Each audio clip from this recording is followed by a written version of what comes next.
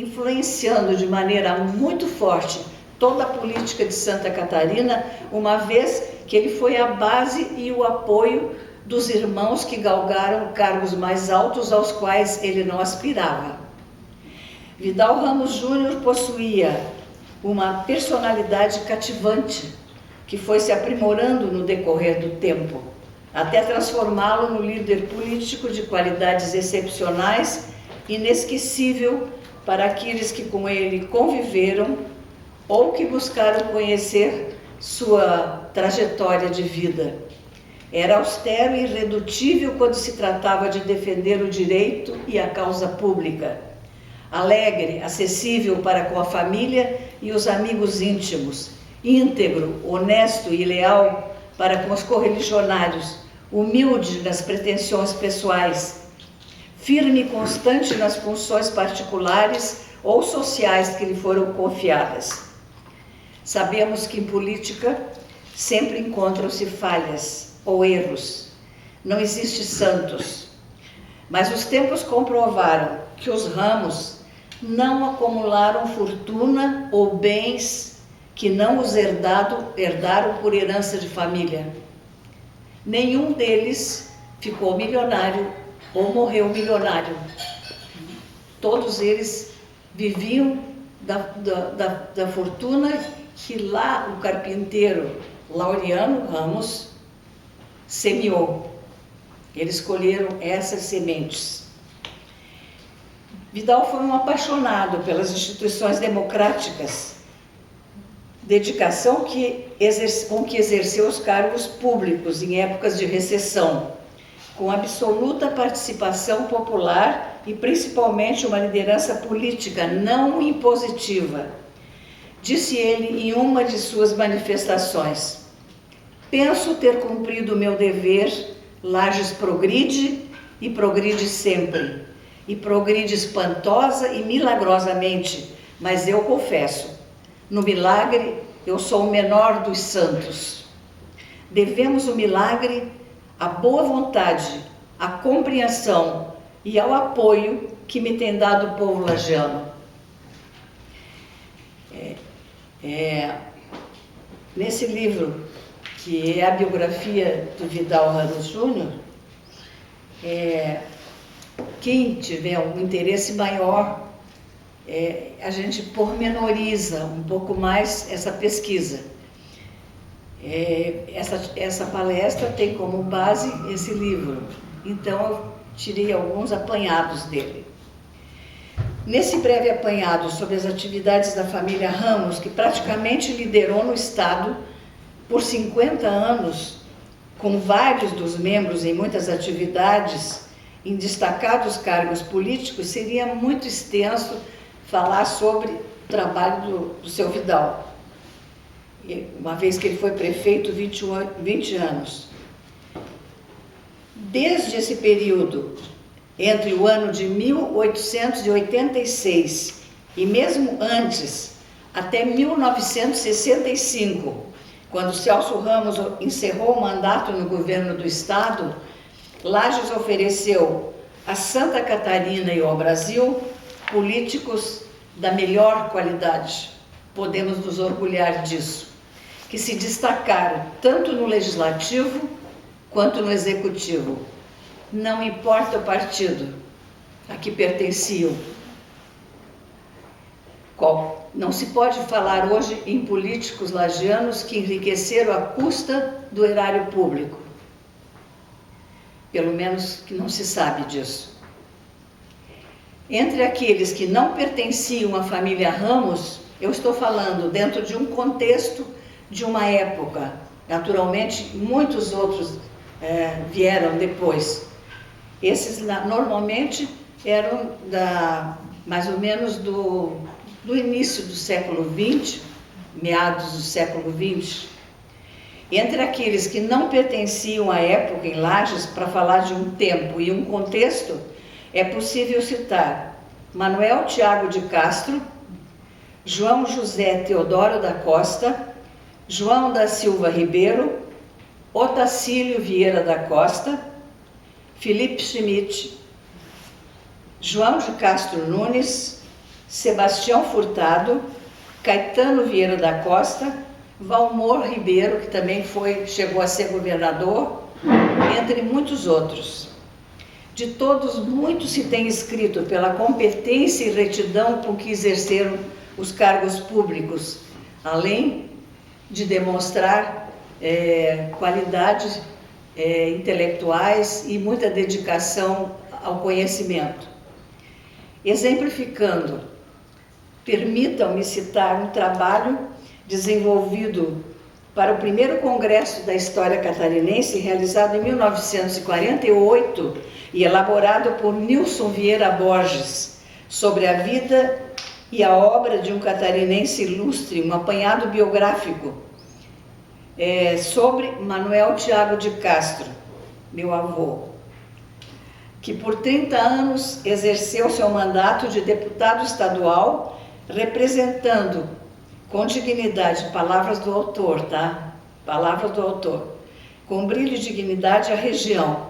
Advogado autodidata, promotor público aos 19 anos, em 1891.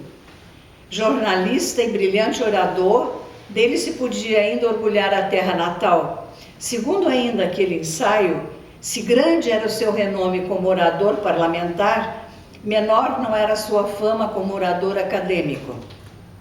Assim eram os homens públicos que desenvolveram seus ideais em prol do desenvolvimento de Lages e do território Barriga Verde.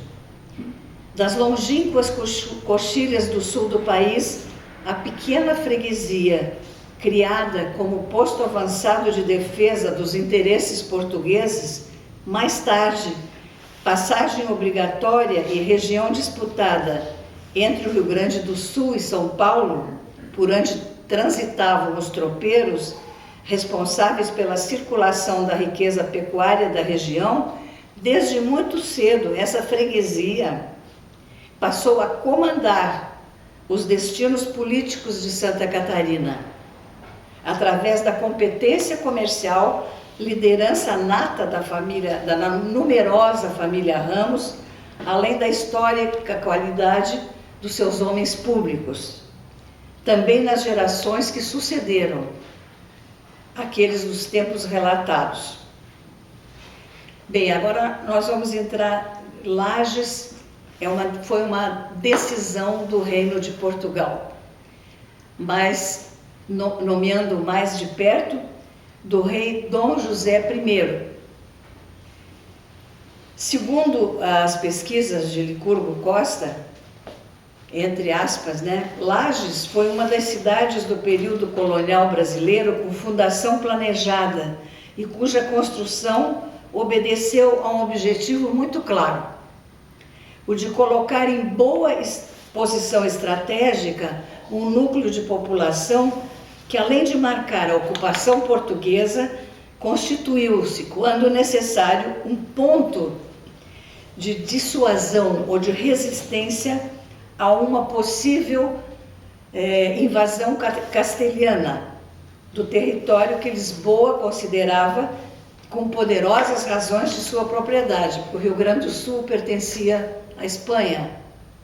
Nós éramos para ser espanhóis, na verdade, pelo Tratado de Tordesilhas, Na verdade, por um dos muitos tratados entre as duas maiores potências da época, e aqui é interessante observar que as duas maiores potências da época eram dois países pequenos, quer dizer, um deles Portugal e Espanha, as duas maiores potências. Aí tudo nisso vem uma reflexão para a gente. As coisas serão mesmo resolvidas por nós ou existe uma predeterminação para que aconteçam? Eu penso sempre nisso. Duas pequenas potências que de repente dominaram a América do Sul. O que mostra que tamanho não é documento. O Tratado de Tordesilhas, então, retomando, entre Espanha e Portugal, nunca vigorou de fato. Lages pertenceria aos espanhóis.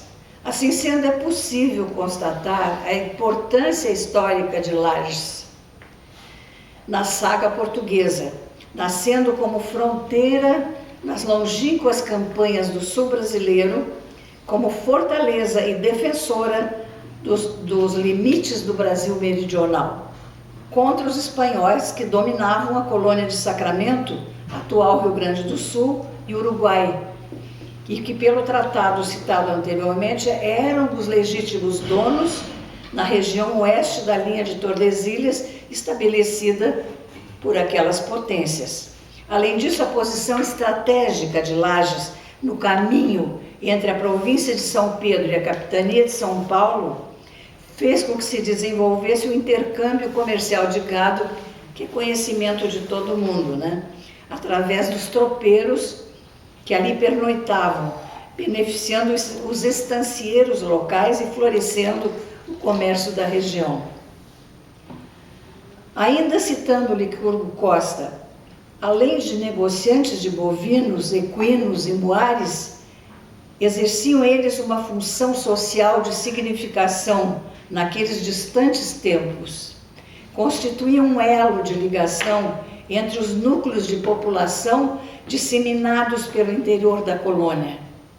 Eram portadores de cartas, recados e notícias, precursores dos correios, agentes bancários, emissários dos governantes, sobretudo o elemento que assegurava com a sua presença permanente a ocupação das terras que o bandeirante ia incorporando aos domínios de Sua Majestade Fidelíssima. Cita também, para o reconhecimento da posteridade, a importância do tropeiro, registrada pelo historiador Afonso Arinos. Quem salvou a obra épica, mas efêmera do bandeirante foi o trabalho modesto e paciente do tropeiro. E ainda o estadista João Pandiá Calógeras. No conjunto dos sistemas de veiculação, carro de bois, barcas, muares, o tropeiro e seus auxiliares representavam uma aristocracia. E prossegue, nos tempos do apogeu da tropa, seu dono era personagem de destaque. Ele era, na verdade, um mensageiro da civilização.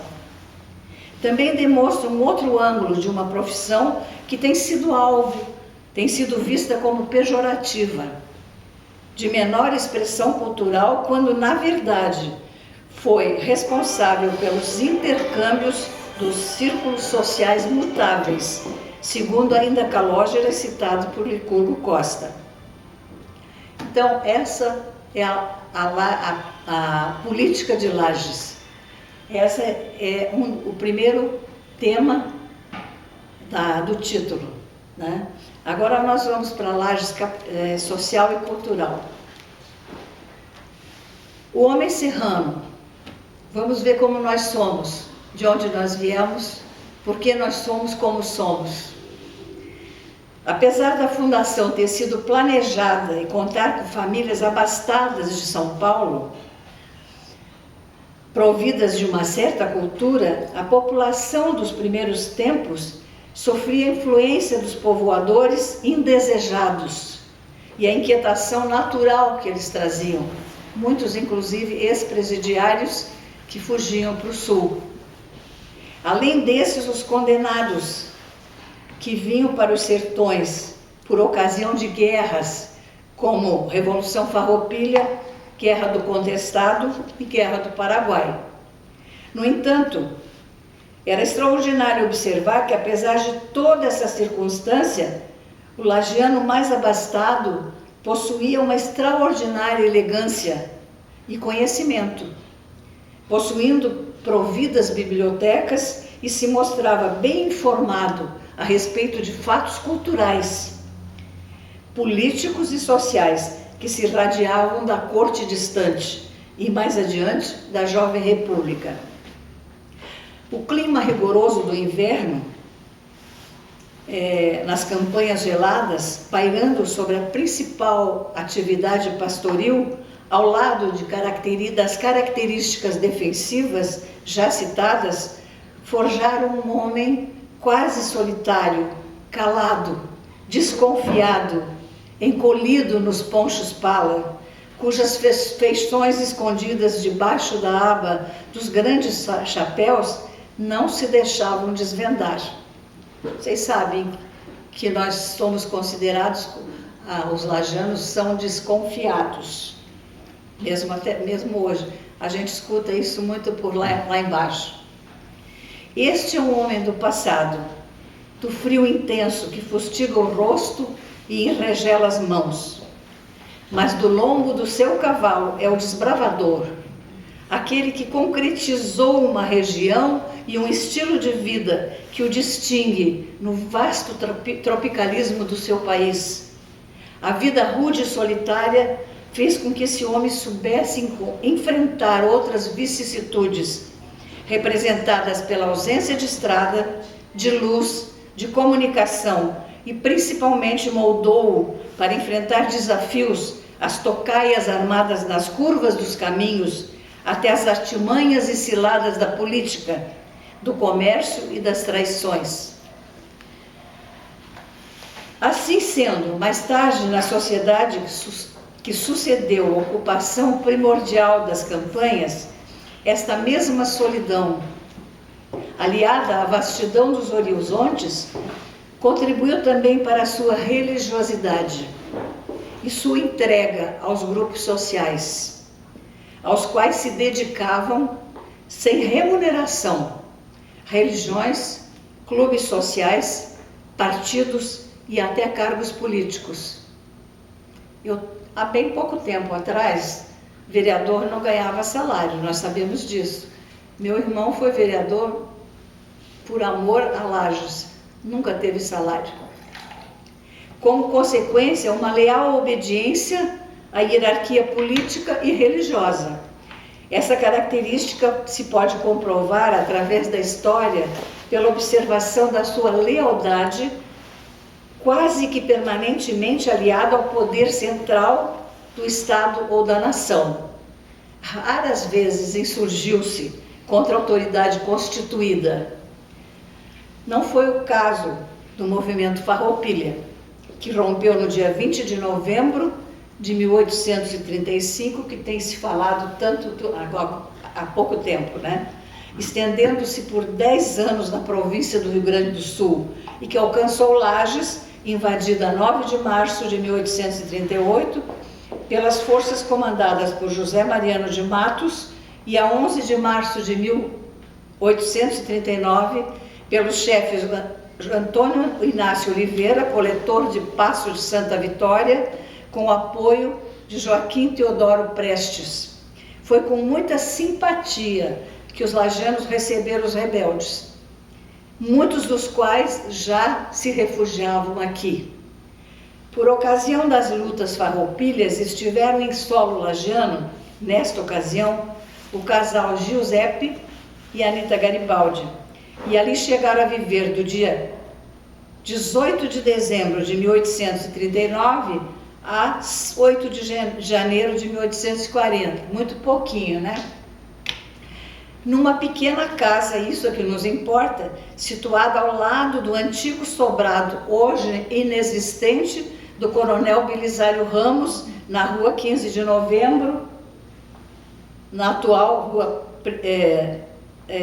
rua Presidente Nereu Ramos, que no ano de 1982, data da edição do volume de O Continente de Lages, corresponde ao número 199 daquela via pública. Casa do senhor Aristiliano era essa aí, né, que acabou caindo ou sendo demolida. A casinha pequenininha, que aparece só um pedacinho, pode falar.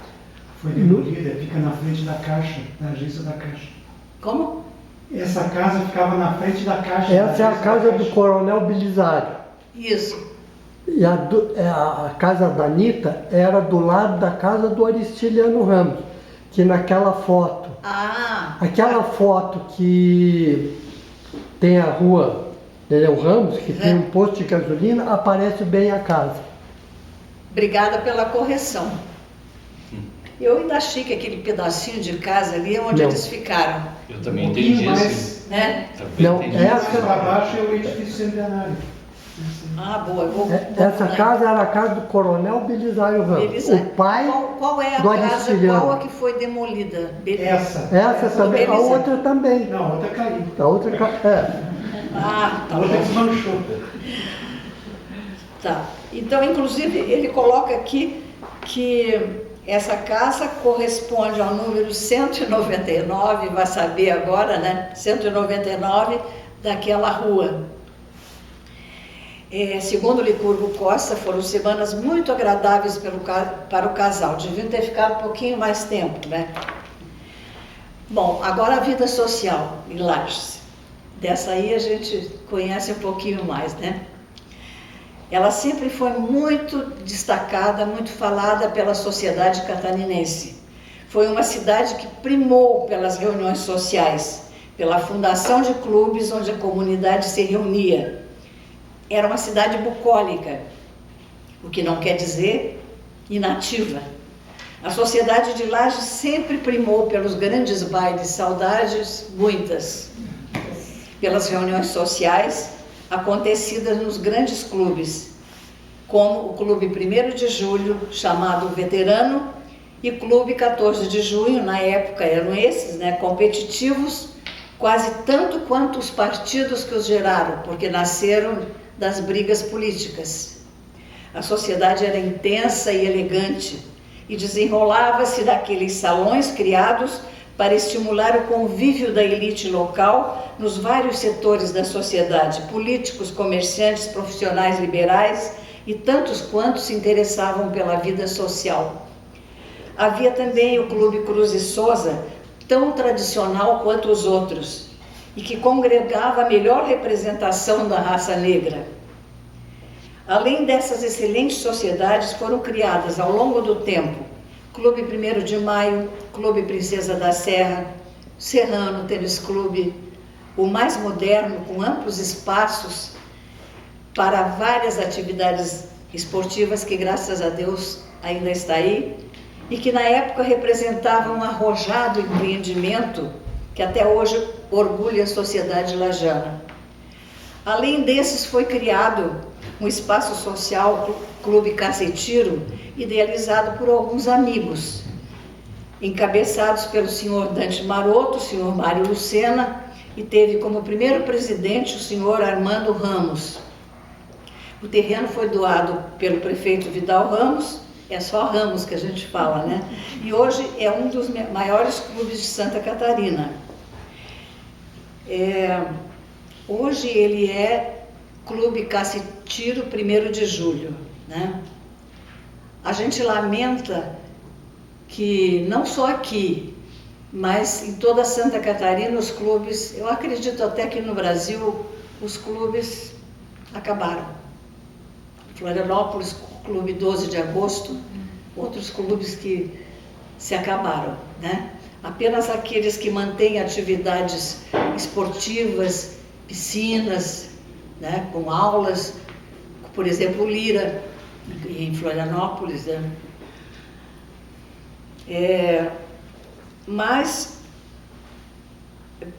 Para destacar a importância desses clubes, convém registrar o motivo das suas fundações. O Clube 1º de Julho nasceu no dia 1º de julho de 1896, em função das desavenças em torno da Revolução de 1893, que dividiu a sociedade local. Surgiu como uma forma cultural e de lazer para a reaproximação da família lajana. Mais tarde, em 1920, também em consequência de rupturas políticas, foi fundado o Clube 14 de Junho, que teve como primeiro presidente Otacílio Costa. Muitos desses dissidentes do Clube 1º de Julho eram parentes dos fundadores do Clube 14 de Junho. Praticamente foi uma briga de família.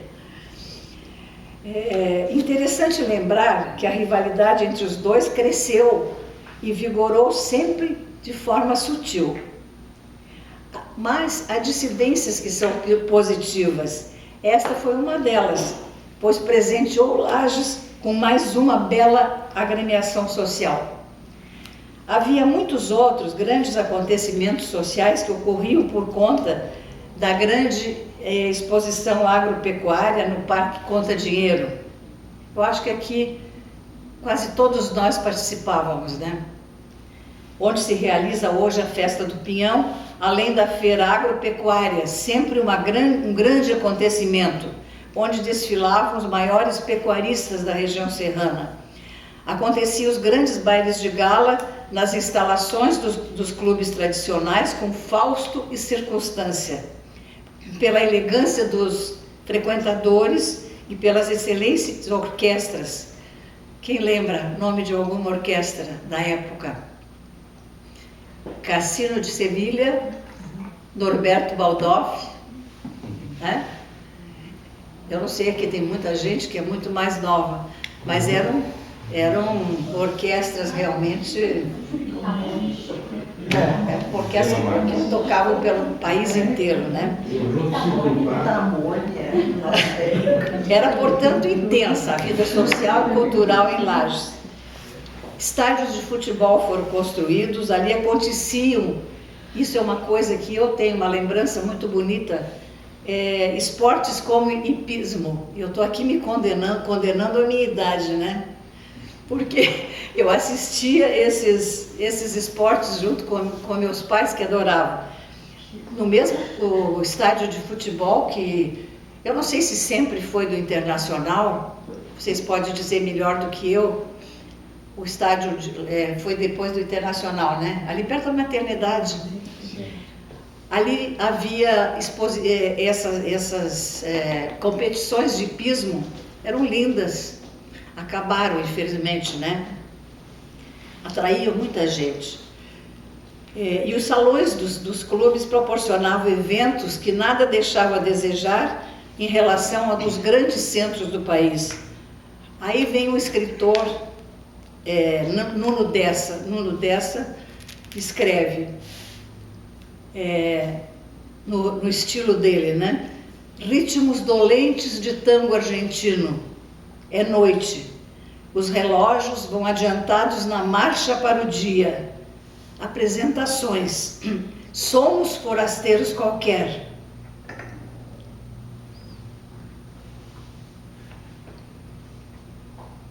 Subo as escadas vermelhas, feitas de socalcos de tabacou, de um belo clube lajano, muito moderno. Mesas e pistas que me fizeram lembrar dos bons clubes cariocas e paulistas.